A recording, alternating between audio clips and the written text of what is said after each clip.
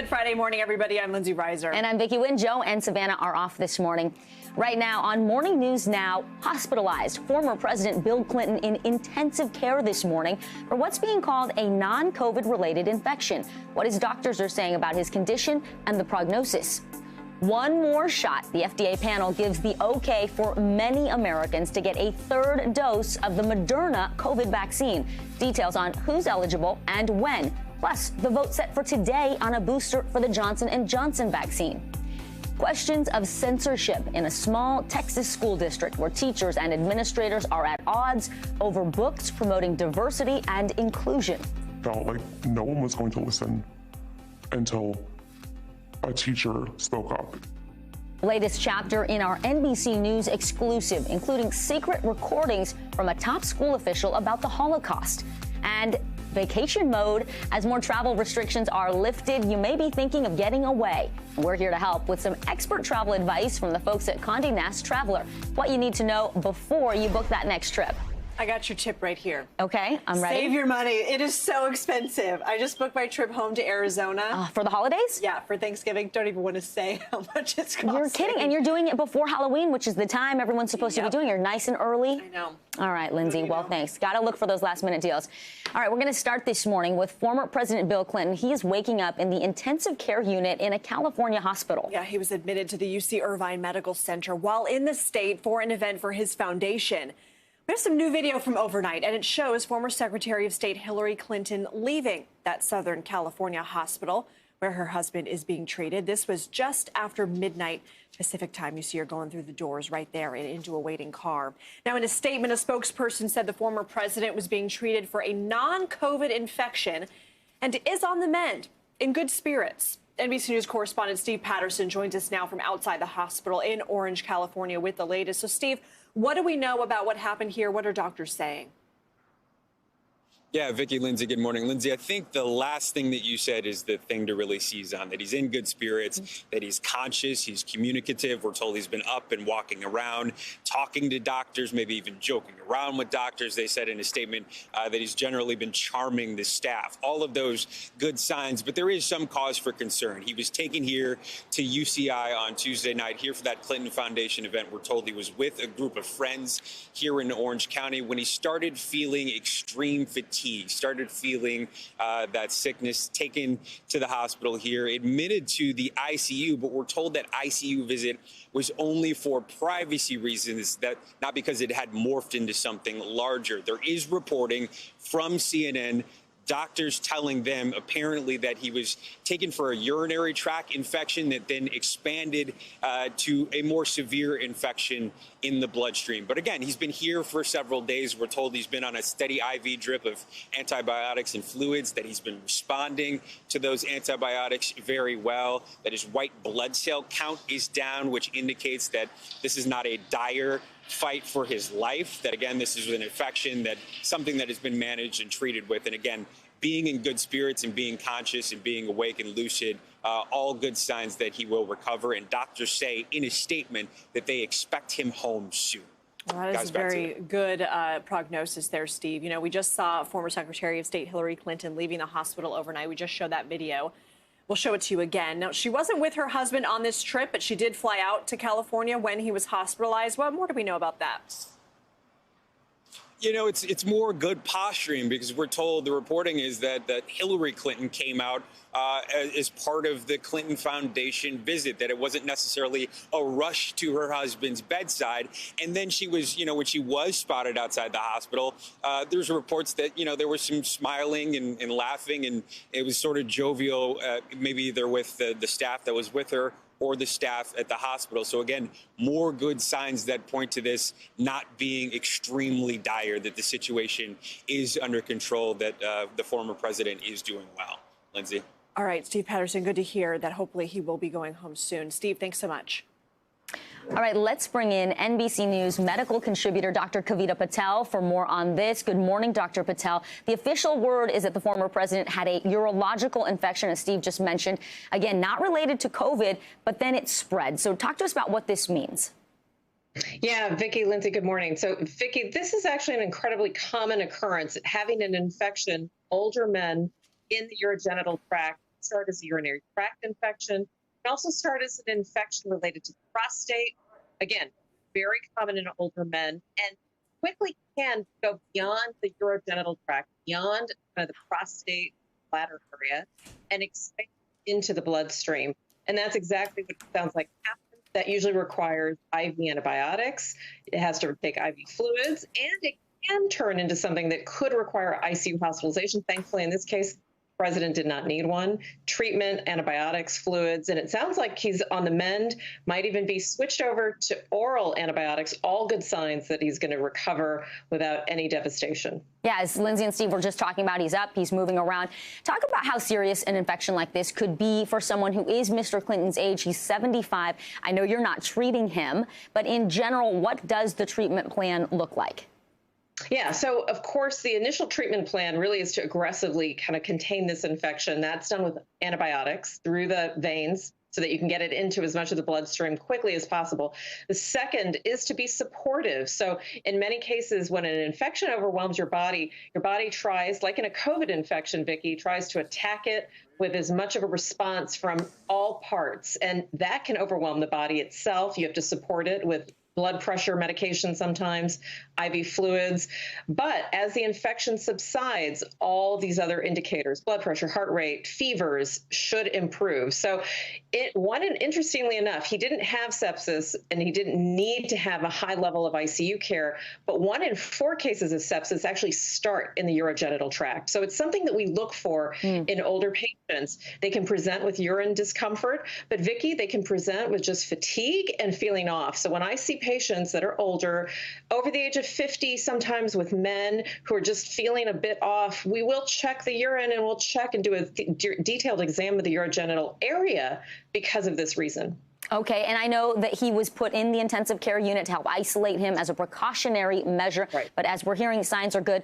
What do you think? How long is he going to have to be in the hospital before he can be released and maybe continue on those antibiotics from home?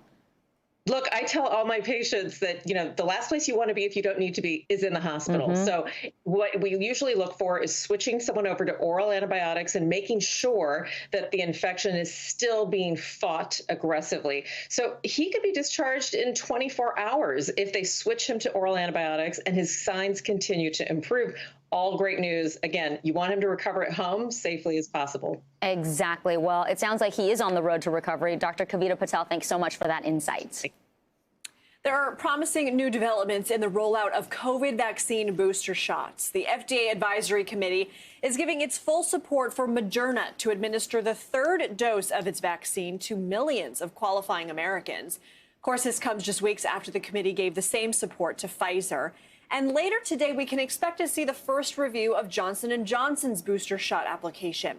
NBC News Now correspondent Maura Beirut joins us now for more. So, Maura, yesterday we saw the FDA Advisory Committee. They recommended a Moderna booster for select groups of people. So who qualifies and what does this mean for people who originally got Moderna?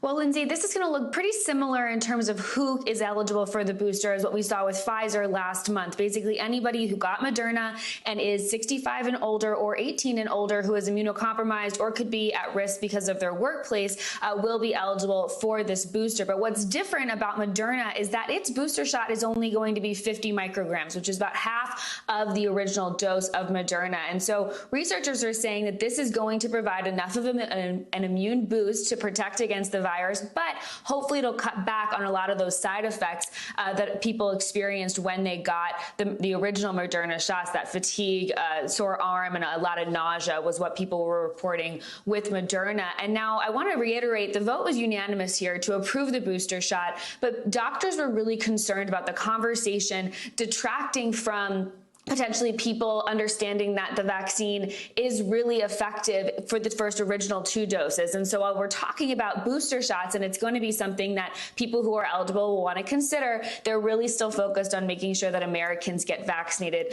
to start in the first place. And now as for next steps, the FDA will officially recommend, now that the advisory board has voted to approve that, and then it will go to the CDC advisory board next week before that official recommendation. So that means that these boosters could be available available as soon as within the next week or so. Lindsay. All right, and later today we mentioned the FDA committee is going to look at Johnson & Johnson. So what will they be looking for among the data, and what do we already know about J&J's booster shot?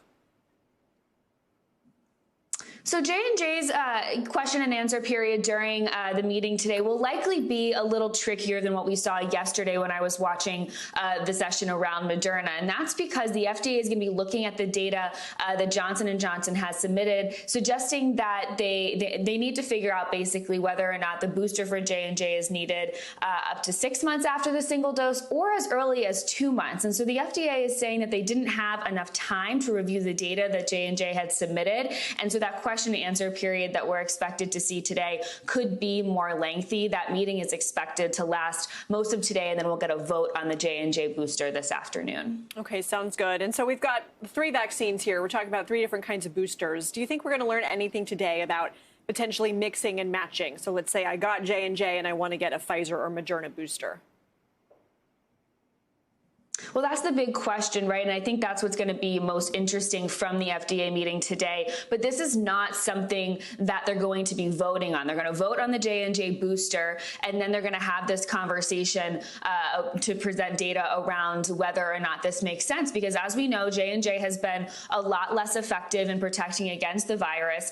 And so they're looking at these studies, this new study from the NIH that came out this week, saying that anybody that gets the J&J vaccine initially, but then got a second dose of one of the mRNA vaccines, Pfizer or Moderna, was actually their antibodies were a lot higher than if they were to just get the J&J booster. And so this is something that doctors and scientists have been talking about for months now, but has not been officially approved. And again, I want to note with this study, there not enough people were surveyed in it, and it didn't last as long as a lot of researchers would like. But experts are really hopeful that this is something that could be really beneficial for those that got the J&J vaccine initially, Lindsay. Maybe not even just safe, maybe even more effective. All right, Maura Barrett, we know you will keep updating us here on NBC News Now throughout the day. Thanks so much.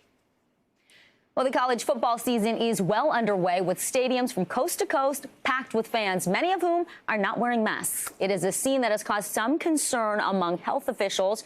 But have these games become the super spreader events the experts feared?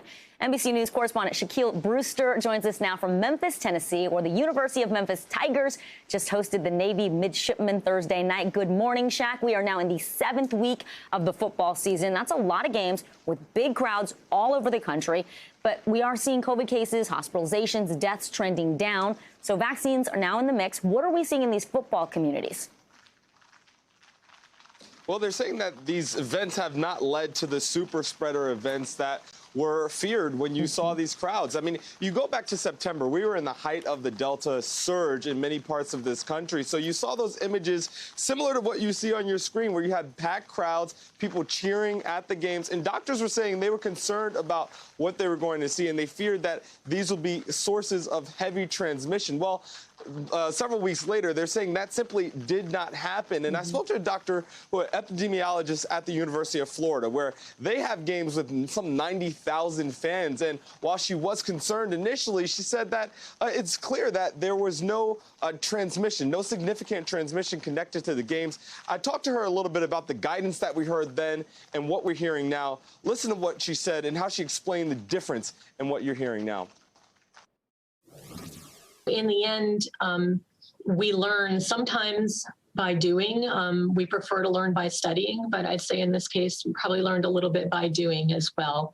So it's not a matter of trying to keep people from doing activities. It really is a matter of trying to figure out, can these be done safely? Can we figure that out in a controlled environment?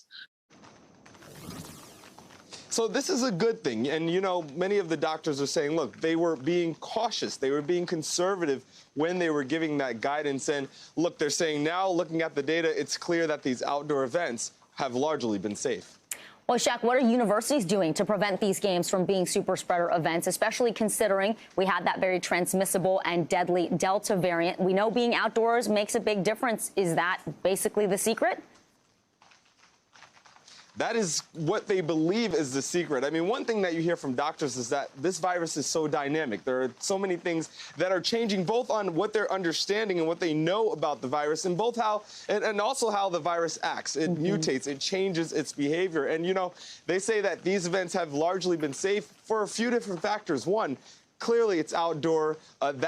We've known for some time that the outdoor venue and the outdoor setting leads to lower transmission risk. But they also say that in the middle of this Delta surge, there was an increase in vaccinations. People took it more seriously. There was also some natural immunity that was built up, especially in the college-age population that was really impacted hard by the Delta variant. So they say it was a combination of factors that they believe ultimately led to these events being relatively safe. And again, they're celebrating that. They're saying it's a good thing.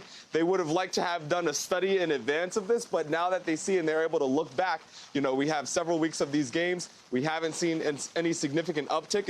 Instead, nationally, numbers are declining. They say they can now change their assessment and change their understanding about what they believe is the safety level for these events. Look, that's reassuring. That gives football fans something else to cheer about. And you're right, the natural immunity, bringing that up in the college-age kids, that's something that's important as well on top of the vaccinations. You've been there. You've been talking to fans in Memphis. What are they saying about how they are managing COVID risk from these big gatherings? Yeah, I got to go to the game last night and talk to some fans as they were both tailgating and once they got inside. And look, this is partially self-selecting because these are people who decided to come out, and these are big fans of their team here, the Memphis Tigers. But they said that they were comfortable with it. You know, one part that you heard, one thing that I noticed is there was a variation. There was discrepancy in mask wearing. You know, some people kept their mask on throughout. Some people just walked in with their mask.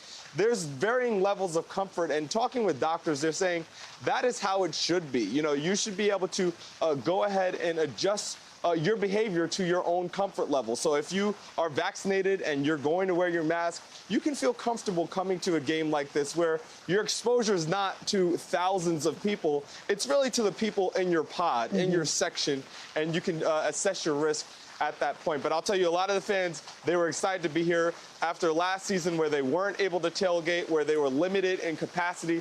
They say that the energy in the stadium that you feel is even more. It's even more exuberant. It's higher than it was even before this pandemic. They're excited to be able to go out and enjoy their football team and enjoy watching the game and cheer them on. By the way, the hometown team won yesterday. That was also a source of excitement and celebration yesterday. Go Tigers. I'm no doubt you are the lucky charm there, Shaq. Thank you so much for that great reporting from Memphis.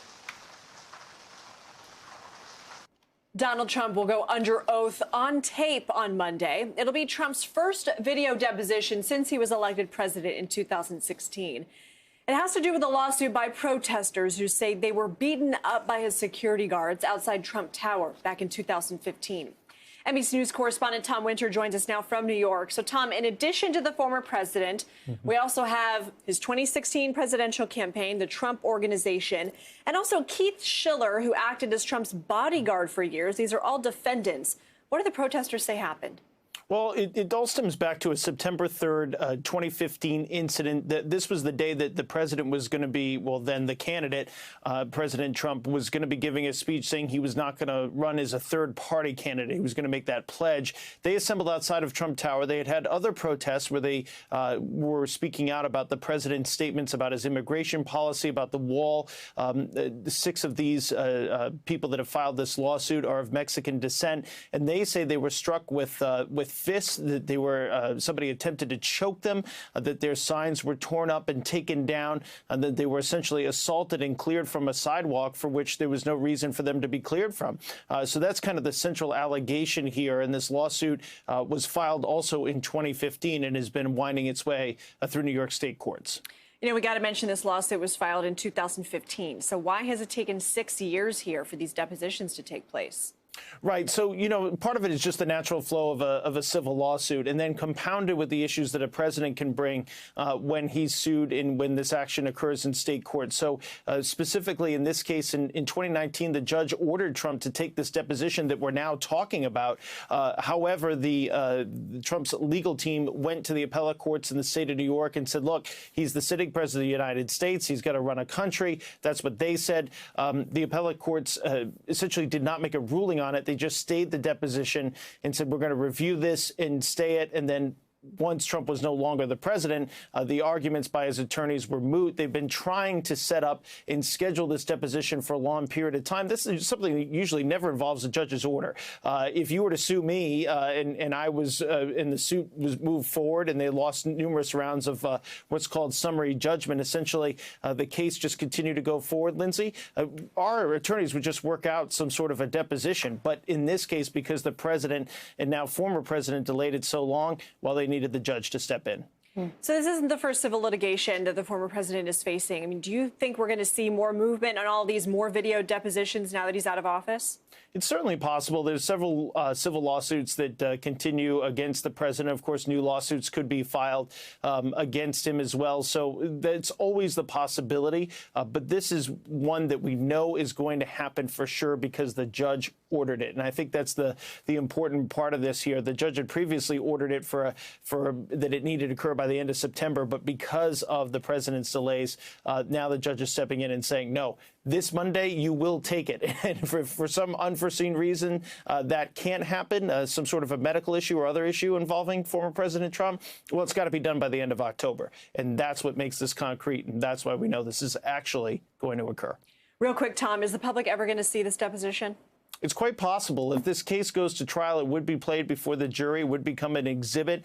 It's also possible that portions of the deposition could be used in future legal filings. Those filings would be made public, and that would be something we could see as well. All right, Tom, thanks so much. Sure thing. The showdown between the committee investigating the January 6th insurrection and former President Trump's longtime aide Steve Bannon is heating up. Bannon is defying a subpoena for documents and testimony related to the riot, so the committee says it is moving ahead with a vote to hold him in criminal contempt. NBC's senior Washington correspondent Hallie Jackson joins us now with the story. Hey, good morning, Hallie. Hey, Vicki, good morning. Great to see you. And listen, holding Steve Bannon in criminal contempt would be a significant escalation for the January 6th committee, and it would send a signal to other witnesses that they've got to get on board with the investigation or there will be consequences.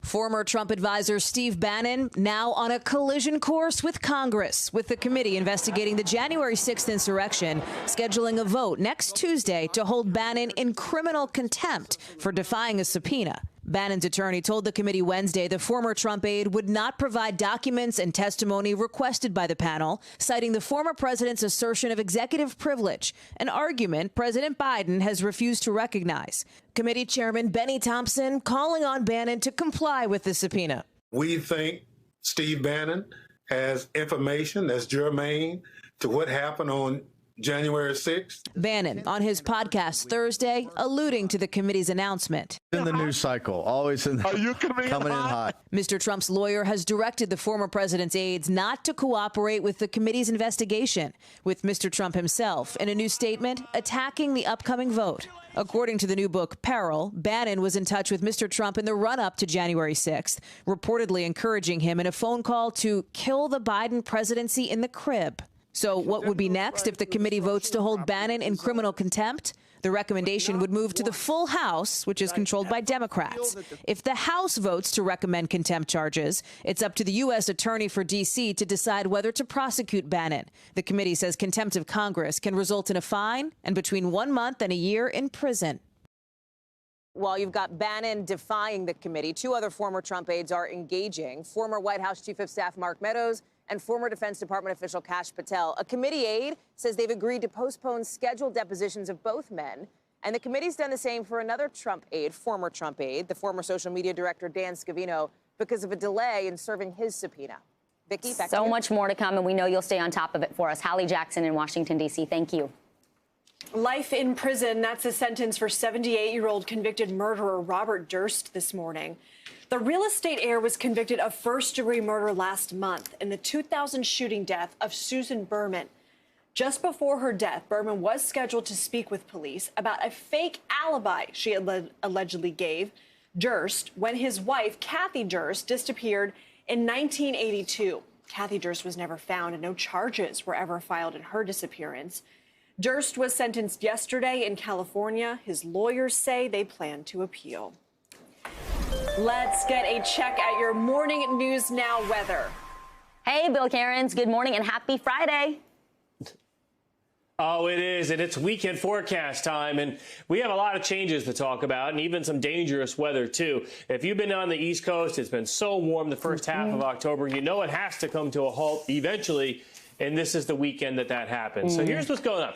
So we had all the cold air in the west. That is going to move across the country. We have the warm air streaming up the eastern seaboard. In between, we have numerous areas of rain this morning. One of them just moved through Memphis, now heading for Nashville. Another area of rain through Indiana, heading for Detroit and Toledo. So definitely umbrella weather in those areas. And this afternoon, numerous areas of showers and storms from Tennessee, northern Mississippi, Kentucky. Have the umbrella handy, Illinois, Indiana, Ohio. And then tonight, overnight, that rain will move through Ohio, Pittsburgh, Buffalo. So Saturday morning, you're waking up to downpours from Rochester all the way down through West Virginia to Asheville, North Carolina. And then Saturday afternoon, D.C., Philly, New York, Baltimore, all of New England in the Northeast Saturday afternoon. That rain and thunderstorm threat's going to move on through. Those leaves are at their peak in northern New England and in the Great Lakes. So this is one of those rain events that'll probably knock down a lot of those gorgeous leaves. So severe weather threat, 25 million people at risk. If you're in the area of yellow, you have a chance of damaging winds.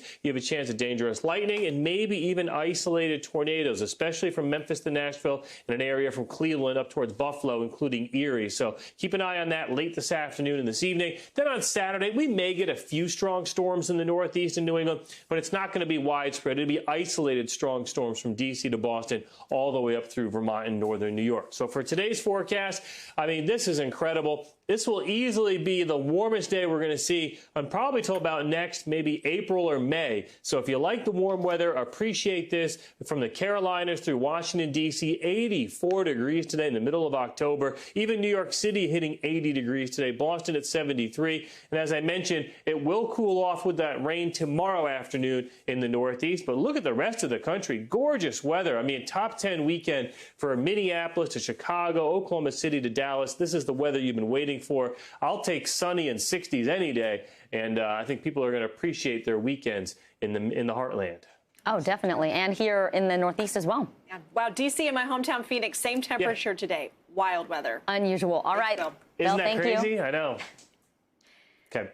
Well, coming up, outrage in Italy this morning over what is now one of the strictest COVID measures in Europe. Yeah, now workers are threatening to shut down a major port in protest. Our Claudio Lavanga will explain next on Morning News Now.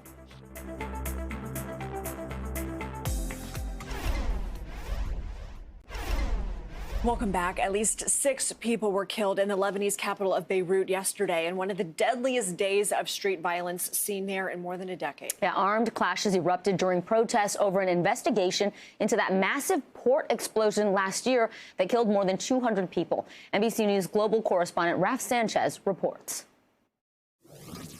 Vicki, Lindsay, good morning. Lebanon had already been going through a year of political and economic turmoil, but yesterday was a new low, widespread violence in the capital, Beirut. City streets turning into battlefields. Gunmen opening fire in an intersection. Hundreds of bullets filling the air. At least 6 people killed. Civilians caught in the crossfire. Shots were coming from the roof, he says. All of it part of clashes in Beirut over the investigation into this deadly port explosion last year. Hundreds were killed. Now, Hezbollah, the powerful militant group, is trying to force out the head of the official investigation into the blast. Worried he may hold them responsible.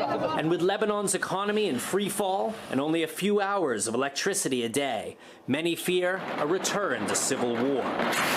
More bloodshed in an already broken nation. Funerals for those 6 people killed will be held today, and there are fears those funerals could turn into new protests, which in turn could turn into a new wave of violence. Vicki, Lindsay? All right, Raph, thanks so much. Well, one of the strictest COVID-19 measures in Europe comes into effect in Italy today. All workers are now required to present a green pass before entering the workplace. It's a certificate that shows proof of vaccination or a negative test. The move is being met with some resistance this morning, with workers now threatening to block a major port. NBC News foreign correspondent Claudio Lavanga joins us now from Rome. Claudio, the Green Pass has been in use for a few months now in places like restaurants and on public transport. It's a big step to bring it to the workplace. So what are the new rules? What happens if a worker doesn't want to comply? Hey, Vicky. Well, there's all workers, both in the public and private sector. So we're talking about tens of millions of workers in Italy will be required essentially from this morning to show that they have this so-called green pass. As you mentioned, you can have that in two different ways.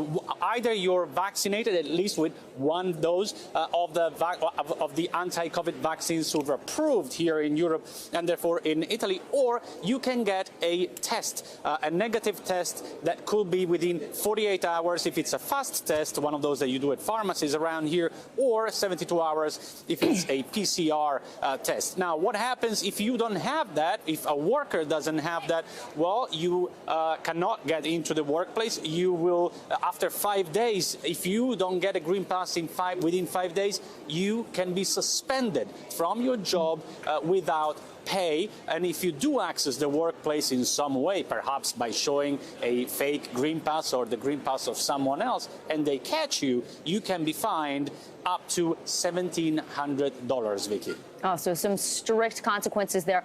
Well, last week we saw protests in Rome that broke out over this policy. This morning, workers were protesting at a major port. So what is happening there? And are we expecting to see more demonstrations and strikes over this? Yeah, we've been watching that protest since this morning. Now, it seems to be under control, to be honest. There were a few tens of workers outside, of course, unvaccinated, so workers without a green pass outside of the port demonstrating against the rule. But honestly, the vast majority of workers are vaccinated. They have the green pass. And not only in that port, all over Italy. Just to remind you, 85% of the population, the adult population in Italy, is vaccinated, or at least it has one dose of the vaccine, so it's eligible to the green pass, Vicky. Claudia, what about businesses? How are they reacting to all of this? We had the pandemic. It disrupted so many things. Finally, we're starting to get back to normal, and now there's this potential for worker shortages and more disruption. Well, let me give you a sense of, or an example. We were talking to people just in that restaurant or bars behind me. As every other worker, waiters and cooks in there, they need to have a green pass to access it. So we asked whether they did have it, whether there was someone who didn't have it. Well, they said that they've had a green pass for a long time now. They didn't wait for this rule to come into effect. And as a matter of fact, they're really divided into categories. They say that only 10%, 7 to 10% of people working in bars and restaurants don't have it, but that's not going to cause any problem. But also there's 30%, for instance, of truck drivers and van drivers that deliver goods all across Italy who don't have a green pass. So that could be a problem. But we'll only see in the next few days whether this could cause any disruption. Vicky? Yeah, we need those truck drivers. Claudio Lavanga live for us in Rome this morning. Thank you. All right, let's take a look at what else is making news around the world this morning. Yeah, Matt Bodner joins us now from Moscow. Good morning, Matt. Lindsay, Vicky, good morning. Well, let's start things off today in Cameroon, where a mob lynched a police officer after he killed a 5-year-old girl. He actually opened fire on a car at a checkpoint in the southwestern city of Buea. The death sparked protests, and protesters actually carried the girl's body to the regional governor's office. There are reports that gunfire was heard in various other parts of the city, but not immediately clear who was firing or at what. But definitely a situation to keep an eye on. Moving along now to China, where final preparations are currently underway for tomorrow's launch of Shenzhou 13 to China's new Tiangong space station. This will actually be the second crew to visit the station. It's still under construction, actually. But when it's complete, it'll be about the size of that old Russian Mir space station, which was quite large, but is considerably smaller than the current International Space Station. But actually, the construction techniques are exactly the same, and it represents a pretty big step forward for the Chinese Space Agency. And we'll finish things off today with some Banksy news. A partially shredded Banksy painting sold at auction for more than $25 million. This is a record-setting sale for the elusive artist. The work in question is called Love is in the Bin, and 9 bidders battled over the painting for about 10 minutes before an anonymous bidder won out at that $25 million price tag. Banksy's previous record-setting sale was $22 million. Back to you guys. Man, talk about a conversation piece. Incredible. My girls saw that last night. They were really fascinated by the logistics. Like, when did they start the shredding? How did they do the shredding? Does the shredding still makes work? You think. Yeah, but $25 million, that's a lot of shredding. All right, Matt, thank you so much. Good to see you. All right, coming up, tensions rising in one Texas school district that's really already at odds over diversity and inclusion. Yeah, why some teachers now claim the district is censoring what students can read. This is an NBC News exclusive, and you're watching Morning News Now.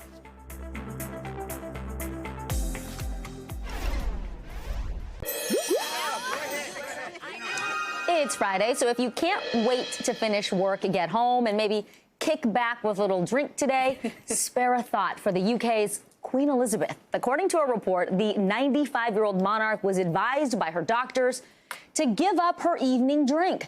A family friend told Vanity Fair the Queen, she's not a big drinker, but she does enjoy a martini at the end of the day. That friend called it a trifle unfair that she has to give up one of her few pleasures. And that is true. I mean, talk about stiff upper lip, right? This woman does not crack. She's 95 years. Give her her cocktail. And she can't have her martini. Ah. But you know what? Good for her that More she's than a trifle listening. unfair. Right, truly. But I'm not the doctor. All right. Well, NBC News has been following one town in Texas that is struggling with diversity and inclusion efforts at its school district. Boy, it appears that struggle is continuing. This morning, some secretly recorded comments from a top administrator about books on the Holocaust are sparking new outrage. NBC News correspondent Antonia Hilton has more in this NBC News exclusive. Wes Frierson, a parent of 2 daughters in Southlake, is uncertain about his kids' education. With some of the local politics right now, I'm not sure that teachers feel supported.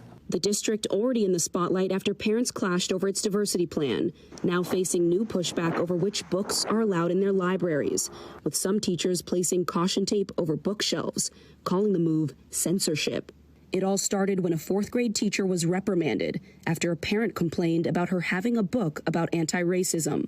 I couldn't believe it. She's the kind of teacher that we would hope the district would be trying to attract. The district sent educators new guidance to vet all books, instructing them to not allow singular perspectives that could be considered offensive. This coming after Texas passed a law banning the teaching of concepts that could make individuals feel guilt or anguish due to their race. NBC News obtained exclusive, secretly recorded audio of a school training. We are in the middle of a political mess. The director of curriculum, Gina Petty, offers an example for teachers. Balance books about the Holocaust with an opposing view. Make sure that if you have a book on the Holocaust, that you have one that has opposing, that has other. How do you oppose the Holocaust? Gina Petty did not respond to messages requesting comment. I met with 2 concerned teachers in Southlake. We obscured their identities because they feared speaking out could cost them their jobs. I was in such shock when I heard these words. We felt this was necessary because we felt like no one was going to listen until a teacher spoke up. And it's not just in Southlake. Across the country, educators are facing new policies restricting how they can educate students about race, from Tennessee to Pennsylvania. Southlake School District told NBC News they were helping teachers comply with Texas law, and the district has not and will not mandate books be removed. The district says that they have not told teachers to ban books, to completely shut down libraries. What are you seeing? That's a lie. It is a flat-out lie. How could you even make that statement? What do you think is at stake here? In books, children see what the world can be, and to have that taken away because we're afraid of a few parents getting upset about a word or two or an idea that they've imagined is in a book is unthinkable. Wes Frierson says his daughters see what's happening. Unfortunately, for kids under the age of mine, I think as they become aware of the world, I think they just see the world as very highly politicized. But parents hope that politics find a way out of public schools. Antonia Hilton, NBC News, Southlake. That was Antonia Hilton reporting, and you can hear more of our reporting of Southlake in our new NBC News podcast. All episodes are now streaming. Coming up, making up for lost time off. Yeah, we all want to do it, right? More people planning their first vacations after a nearly 2-year pandemic. So up next, we're going to get some return to travel tips from the folks at Condé Nast Traveler.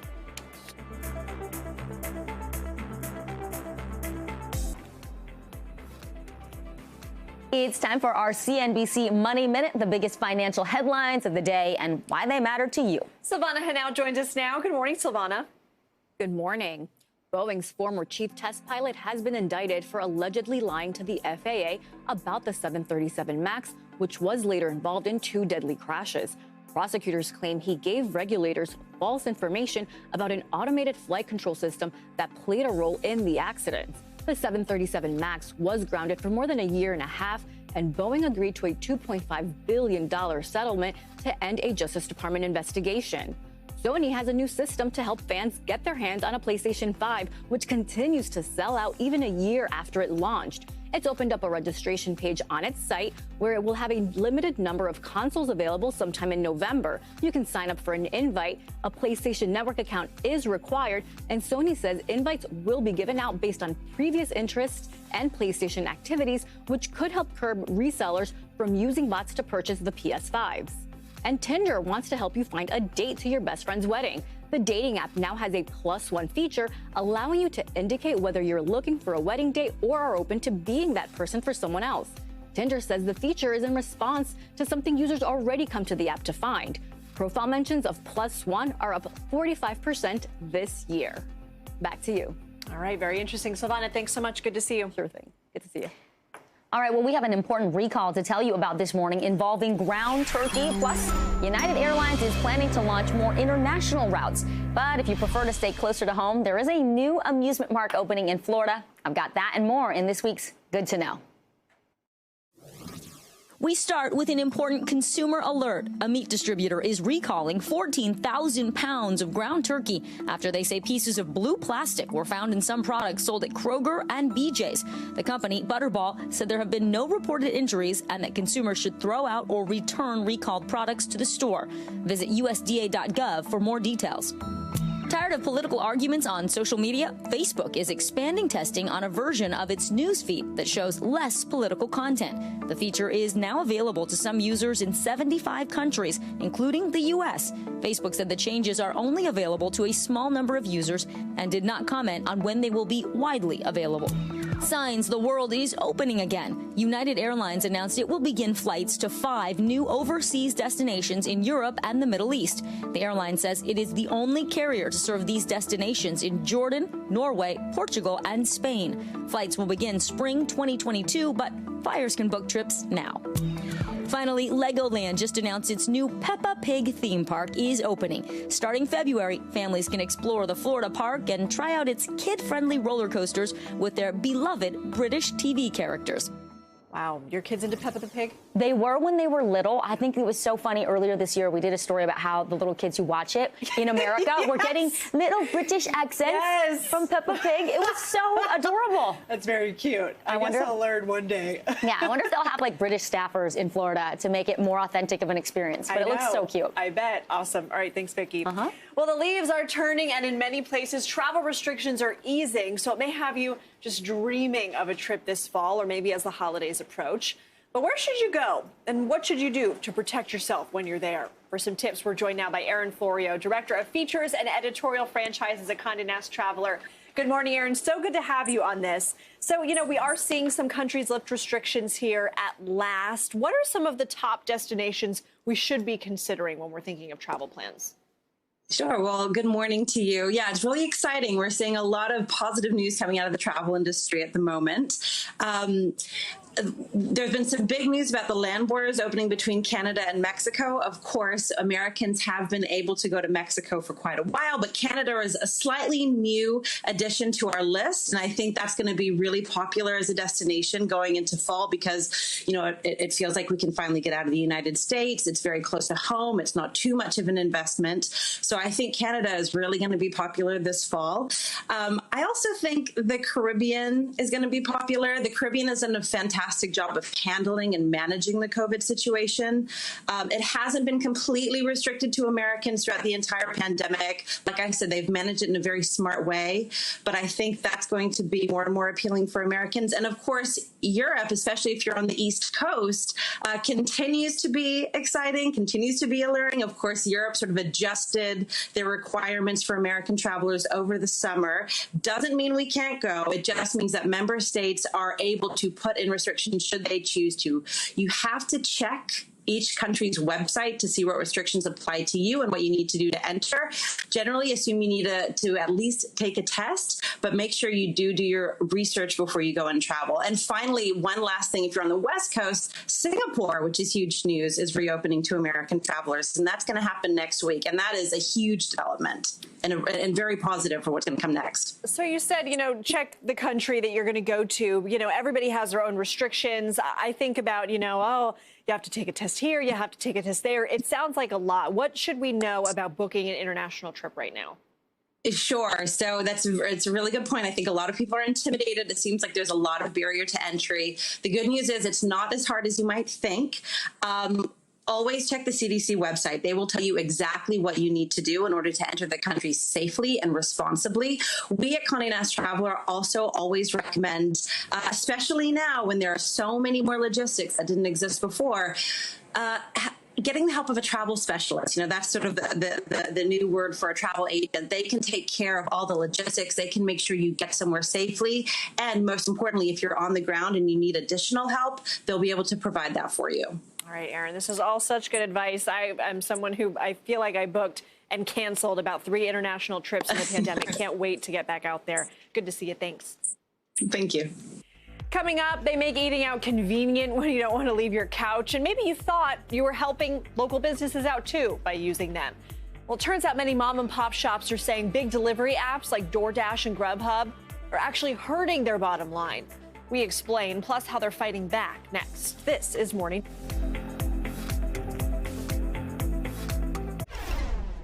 We've all done it. We're relaxing and we don't want to leave to pick up food. So we order delivery using delivery apps like Uber Eats, DoorDash, Grubhub. And it may be convenient, but for some restaurant owners, these apps are actually hurting their businesses. NBC News Now correspondent Isa Gutierrez explains. It's no secret that the pandemic has brought challenge after challenge for restaurants, especially those that are independently owned. A lot of them had never done delivery before, didn't know how to do it, didn't have packaging, didn't have the systems in place. But Ghost Truck Kitchen owner Andrew Martino says the biggest hurdle restaurant owners are facing today has everything to do with food delivery apps. He says the rapidly growing multi-billion-dollar industry might make ordering your food anytime, anywhere more convenient, but every day they're actually hurting businesses like his. Our fees and commissions that we pay to these apps get as high as 40% of a single transaction. So as convenient as they may seem, there really is a big price that these independent restaurant operators are paying. Roughly $16 million leave Jersey City in the form of commissions and fees each year, according to a savings model done by Loco Co-ops, a business focused on helping restaurant owners across the country start their own local delivery systems. If we're able to claw back even 5% of that, that is a significant amount of money that stays in our neighborhood, that helps local businesses, that helps pay local vendors. That's why Andrew, along with other restaurant owners in Jersey City, decided to build their own delivery service called Gold Coast Community Delivery. It's essentially a listing website. People can click on the restaurant listing, order from the restaurant just like they were ordering from any other website. The service is launching this Halloween with 10 restaurants. Within the next year, they're projecting to have 50 to 75 restaurants using the platform. In our model, we're taking 15%, and that 15% is then put into a shared profit pool with the other restaurants that have joined as members and dispersed equally throughout the restaurants in order to create what we hope will one day be a free delivery system, which lowers the prices both for consumers and also keeps much more money in the restaurant pockets themselves. Aaron Kahn owns a restaurant just a couple blocks from Andrew's business. These apps help a lot. They market and they drive customers to our page and they order food. He's already joined Gold Coast Community Delivery pre-launch. I had been just through the ringer with all these different companies as far as deliveries go. I felt like I did every option in this delivery game. I was never satisfied with what the third parties were offering us. And Gold Coast Community's model isn't the first of its kind. I got about 20 restaurant owners together and we pooled some cash and decided basically just run our own delivery service. People in the industry called John Sewell the founding father of community delivery programs. He worked with Andrew in Jersey City and said he's happy to work with anyone who wants to launch their own models. It's like a laboratory, and we all are sharing with each other. We're in it to compete with Grubhub, DoorDash, and Uber Eats, and to provide restaurants with the kind of support they need. We reached out to Uber, DoorDash, and Grubhub, the dominant players in this domestic delivery app space. Each of them told NBC News their goal is to support independent businesses. DoorDash told us the success of restaurant partners will always be a top priority. Uber Eats saying their pricing options are designed to build partnerships that meet the needs of local businesses. And Grubhub saying they do not have a viable business unless restaurants thrive, and we will keep working hard to help restaurants manage costs and grow their businesses. Andrew said he isn't launching Gold Coast Community Delivery for profit, but instead to support his community, both restaurant owners and the local consumers. On our app, there's complete transparency, so there's not going to be hidden fees and hidden charges and different line items. It's a way for people to feel good about the money that they're spending, knowing that it's going to the right places. All right, Issa, thanks for your reporting. And that does it for this hour of Morning News Now. The news continues right now.